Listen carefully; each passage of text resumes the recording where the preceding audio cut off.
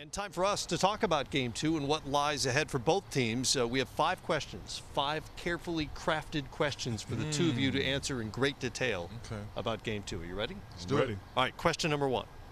Is Game 2 a must-win for the Cavaliers? I don't think it is, no.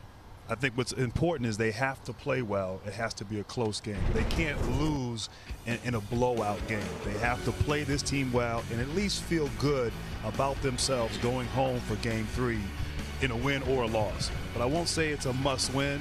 Even though Golden State has won the last 5 games against them, maybe 6 games against them in a row, it is not a must-win for Cleveland.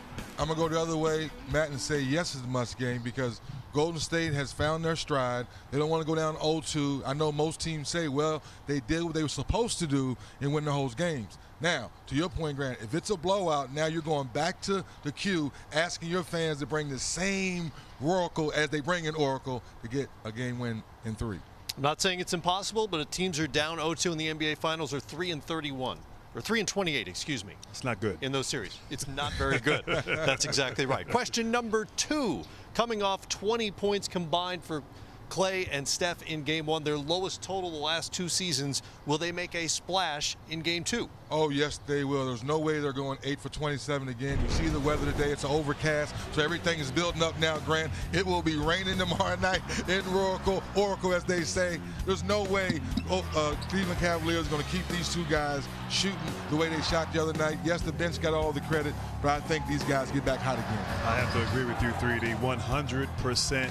These guys right here, they didn't play well. They didn't shoot the ball well. Expect them to come out hitting the shots that we've seen them do the last 2-3 years here in the NBA, and particularly in the playoffs thus far in 2016. So they dodged a bullet, managing to win a game with their 2 best players not playing well. They'll play well tomorrow.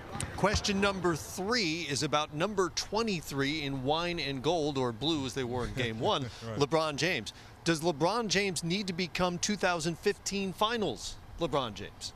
I think so. I think LeBron needs to be aggressive. The ball needs to be in his hands. He needs to get into the paint and really dictate and set the stage for his teammates. He played about as well as he could possibly play last year. Just didn't have enough help. Now he's got more help, but he's got to set the tone. Yeah, I'm stuck on this one because I think he needs to be more aggressive, but he showed us in closing out Toronto, he got the rest of his teammates involved. J.R. Smith, I think 1 3-pointer made. Chandler Fry only played 7 minutes, so I think it has to be a mixture of 2015, but make sure everyone else is involved. All right, and that leads us neatly to question number 4. Will the Cavaliers utilize isolation less in Game 2? They have to. The way Golden State plays defense, the way they keep all 5 sets of eyes on Kyrie or LeBron James going one-on-one. So you viewers at home, watch how the defense is playing these possessions right here. No cutters, no movement. It's a lot of dribbling, Grant, so they got to get better ball movement if they want to beat this team in Game 2. And 3D, that's what they did to get to this point. In the Eastern Conference playoffs, ball movement, moving the ball from side to side, quick hitters, not long possessions, handling the ball one-on-one. Golden State, too good of a defensive team, and they switch. They make you go ISO. You got to move the ball and get quick hitters. All right, question number 5. As you know, in Game 1, the Cavaliers bench was outscored by 35. Can they match the Cavaliers, or excuse me, the Warriors, or come closer to it in Game 2? I think they have to, Matt, from the previous question. If the ball movement's there, if you can get some stops and get out and run. You've heard Coach Ty Lue talk about pace. Not so much they want to get out and get quick shots. They want to get stops, get the ball over half court, and explore and see if they can get some easy shots. That's where Channing Frye, that's where J.R. Smith, guys like that. And even Dellavedova coming off the bench, when he turns that corner to pick and roll, his little floater shots have to go in. Not to say they have to get 40 some points like Golden State did, but at least get half to it. Yeah, I don't know if they can match Golden State's bench, but they have to play better. And they've done that throughout the postseason.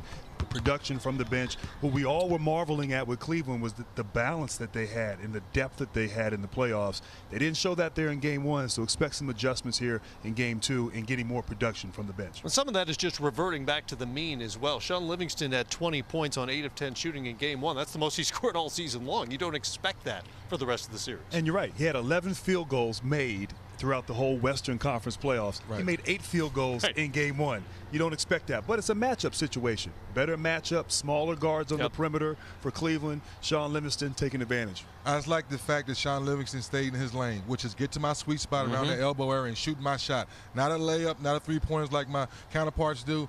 I know what I do best, use my size.